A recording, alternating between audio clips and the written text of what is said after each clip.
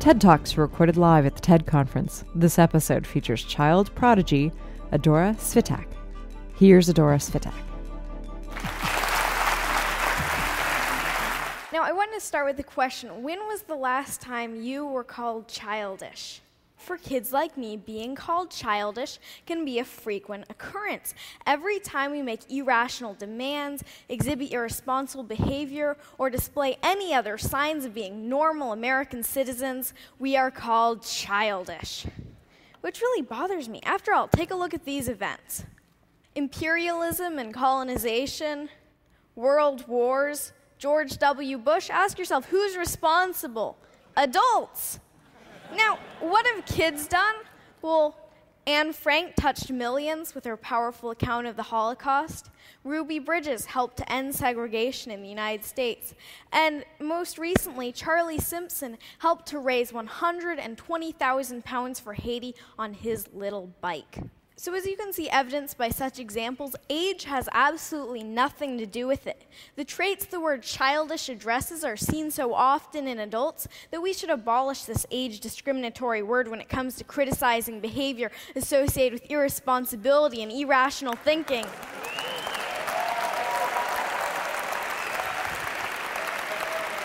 Thank you. Then again, who's to say that certain types of irrational thinking aren't exactly what the world needs? Maybe you've had grand plans before, but stopped yourself thinking, that's impossible, or that costs too much, or that won't benefit me. For better or worse, sweet kids aren't hampered as much when it comes to thinking about reasons why not to do things. Kids can be full of inspiring aspirations and hopeful thinking, like my wish that no one went hungry or that everything were free, kind of utopia. How many of you still dream like that and believe in the possibilities? Sometimes a knowledge of history and the past failures of utopian ideals can be a burden, because you know that if everything were free, then the food stocks would become depleted and scarce and lead to chaos. On the other hand, we kids still dream about perfection. And that's a good thing, because in order to make anything a reality, you have to dream about it first. In many ways, our audacity to imagine helps push the boundaries of possibility. For instance, the Museum of Glass in Tacoma, Washington, my home state, Yoo-hoo, Washington, has a program called Kids Design Glass, and kids draw their own ideas for glass art. Now, the resident artist said that they got some of their best ideas from the program because kids don't think about the limitations of how hard it can be to blow glass into certain shapes. They just think of good ideas. Now, when you think of glass, you might think of colorful Chihuly designs or maybe Italian vases, but kids challenge glass artists to go beyond that, into the realm of broken-hearted snakes and bacon boys, who you can see as meat vision. Now, our inherent wisdom doesn't have to be insider's knowledge. Kids already do a lot of learning from adults, and we have a lot to share. I think that adults should start learning from kids. Now, I do most of my speaking in front of an education crowd, teachers and students, and I like this analogy. It shouldn't just be a teacher at the head of the classroom telling students, do this, do that. The students should teach their teachers. Learning between grown-ups and kids should be reciprocal. The reality, unfortunately, is a little different, and it has a lot to do with trust, or a lack of it. Now, if you don't trust someone, you place restrictions on them, right? If I doubt my older sister's ability to pay back the 10% interest I established on her last loan, I'm going to withhold her ability to get more money from me until she pays it back. True story, by the way.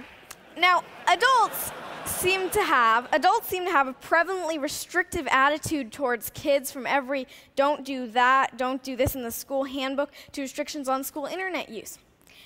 As history points out, regimes become oppressive when they're fearful about keeping control. And although adults may not be quite at the level of totalitarian regimes, kids have no or very little say in making the rules, when really the attitude should be reciprocal, meaning that the adult population should learn and take into account the wishes of the younger population.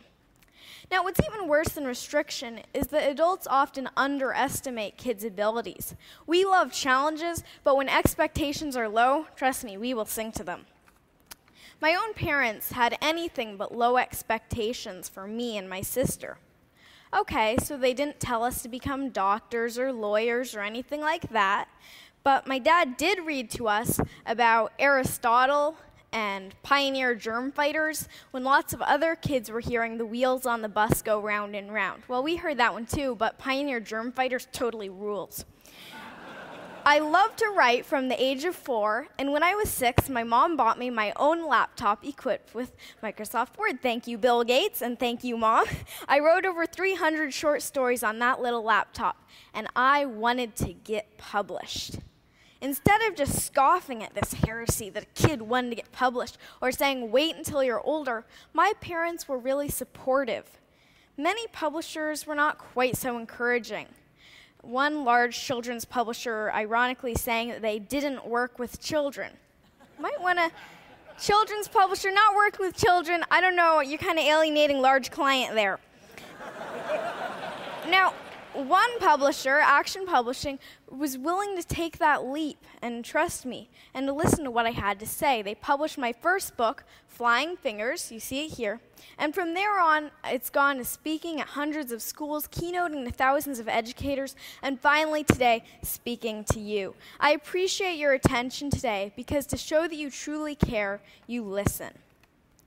But there's a problem with this rosy picture of kids being so much better than adults. Kids grow up and become adults just like you.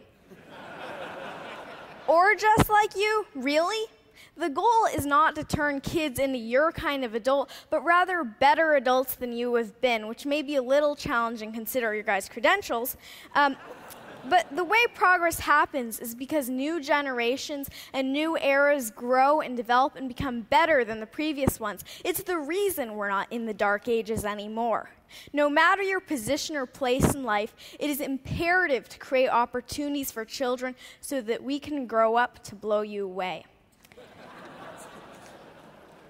Adults and fellow Tedsters, you need to listen and learn from kids, and trust us and expect more from us. You must lend an ear today because we are the leaders of tomorrow, which means we're going to be taking care of you in your old and senile. No, just kidding. Actually, no, really, we are going to be the next generation, the one who will bring this world forward. And in case you don't think that this really has meaning for you, remember that cloning is possible, and that involves going through childhood again, in which case you will want to be heard just like my generation. Now, the world needs opportunities for new leaders and new ideas. Kids need opportunities to lead and succeed. Are you ready to make the match? Because the world's problems shouldn't be the human family's heirloom. Thank you. That was Adora Svitak, recorded at TED 2010 in Long Beach, California, February 2010. For more information on TED, visit TED.com.